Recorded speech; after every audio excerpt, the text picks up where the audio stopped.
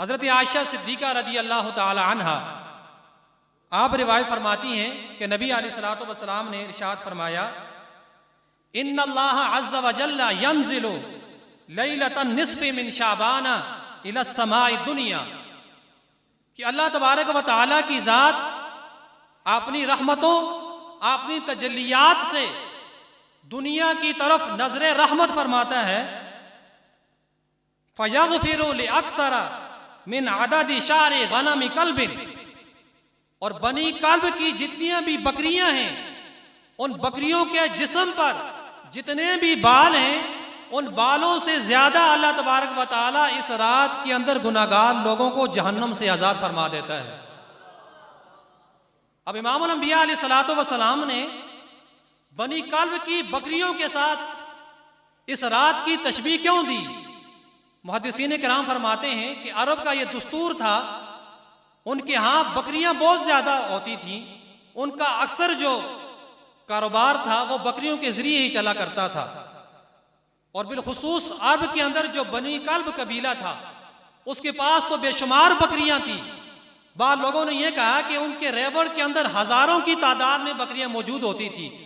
तो नबी अलैहिस्सलातु वस्सलाम ने उन बकरियों के साथ तशबीह देकर यह इरशाद फरमाया कि जिस तरह बनी कल्ब के पास जितनी बकरियां हैं उन बकरियों के जिस्म पर जितने बाल हैं उन बालों को कोई गिन नहीं सकता, तो इसीलिए अल्लाह तबारक व तआला भी इस रात के अंदर इतने लोगों को जहन्नम से आजाद फरमाता है कि जिनकी तादाद लोगों को गिन ही नहीं सकते।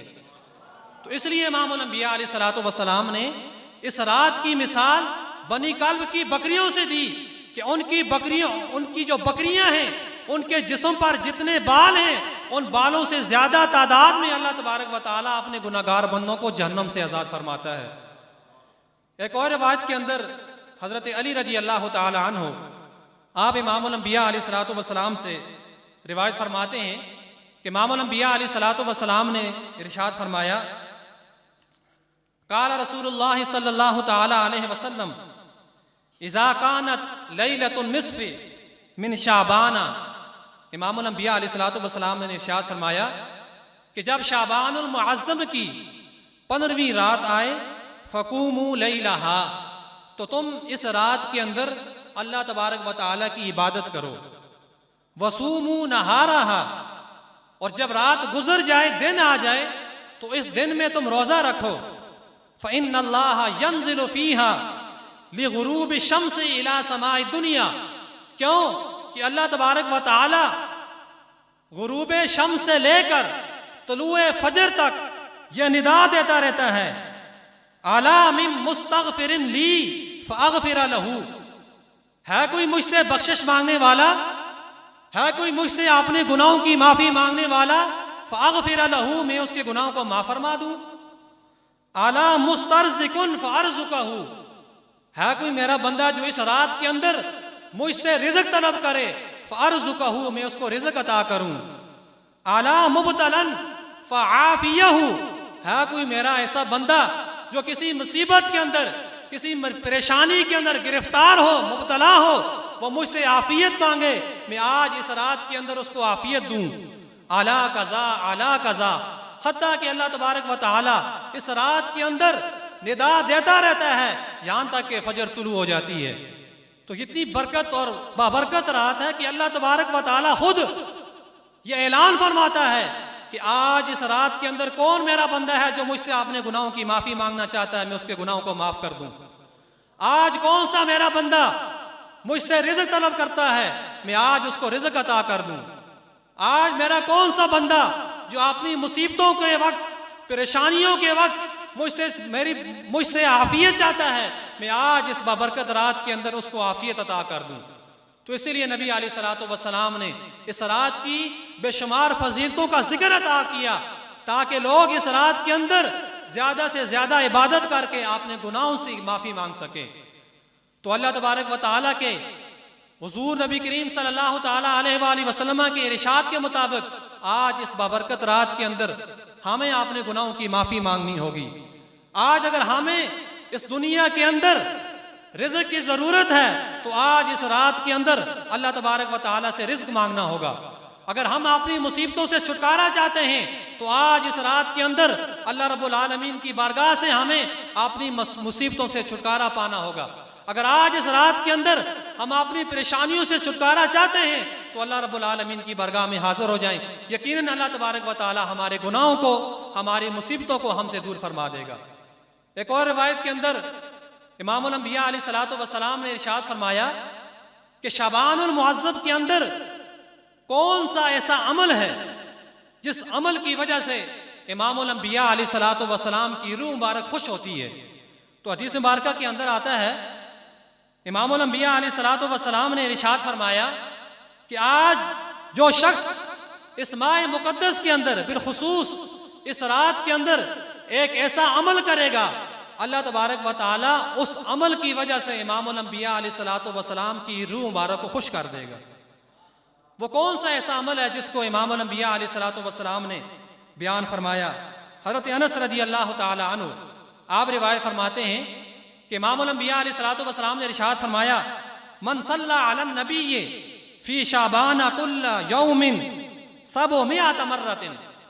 इमामुल अंबिया अलैहिस्सलातु वस्सलाम ने इरशाद फरमाया कि जो कोई शख्स शाबानुल मुअज़्ज़म के महीने के अंदर एक दिन में 700 मरतबा इमामुल अंबिया अलैहिस्सलातु वस्सलाम पर दुरूद सलाम पढ़ेगा, युवक्किलुल्लाहु मलाइकता लियुवासिलूहा, अल्लाह तबारक व तआला फरिश्तों की यह ड्यूटी लगा देता है कि जो भी शख्स इस माह मुबारक के अंदर 700 मरतबा दुरूद शरीफ पढ़ेगा, वो फरिश्ते उस दुरूद शरीफ को लेकर इमामुल अंबिया अलैहिस्सलातु वस्सलाम की बरगाह में हाजिर हो जाते हैं।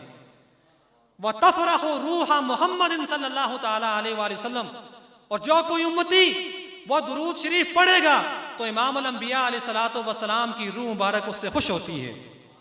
सुम्मा यामुरुल्लाहु अन यस्तगफिरू लहू इला यौमिल क़ियामा, फिर अल्लाह तबारक व तआला फरिश्तों को यह हुक्म इरशाद फरमाता है, ए मेरे फरिश्तों तुम क़ियामत तक मेरे इस बंदे के लिए इस्तिग़फ़ार की दुआ करते रहो।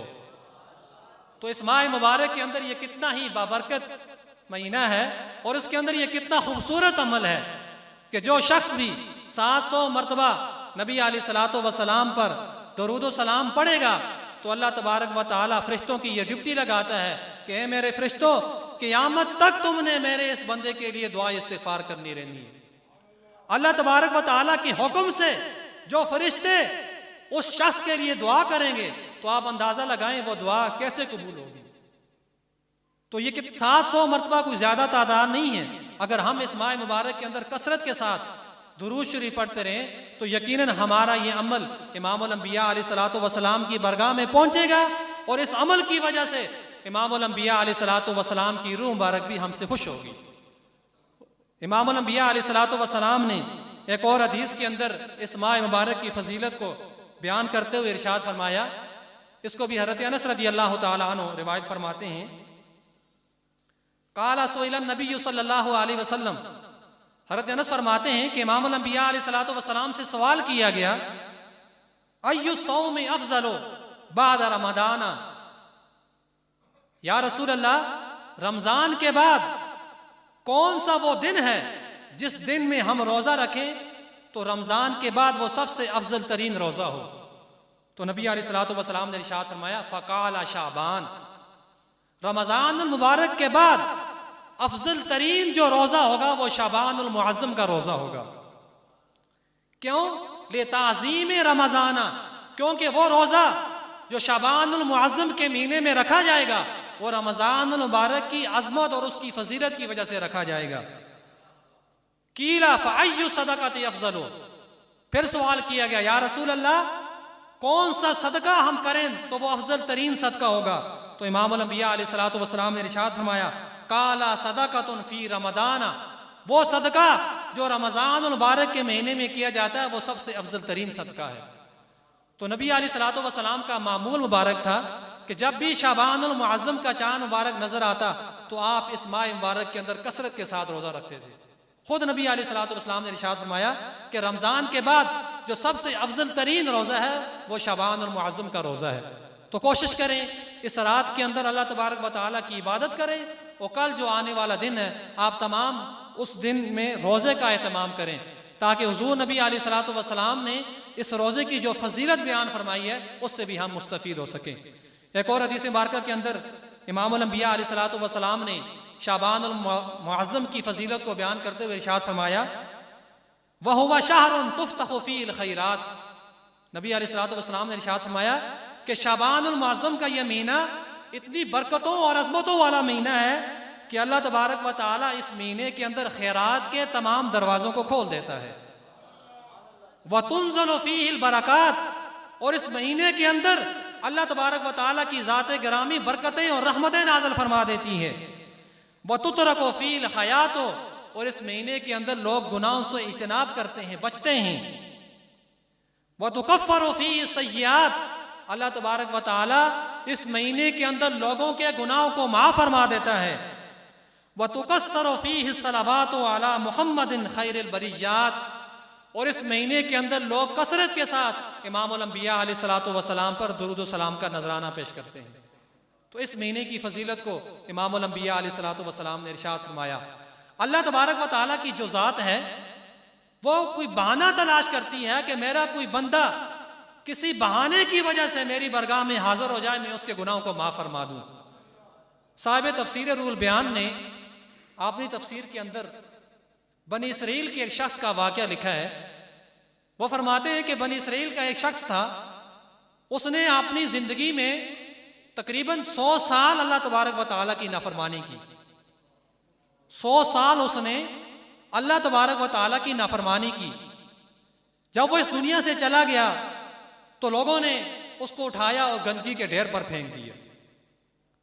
अल्लाह तबारक व तआला ने हज़रत मूसा अला नबीना अलैहिस्सलातु वस्सलाम की तरफ वही की कि हे मूसा, फलां गंदगी के ढेर पर एक शख्स है, तुम जाओ उसको गुस्ल दो और उसकी नमाज जनाजा अदा करो।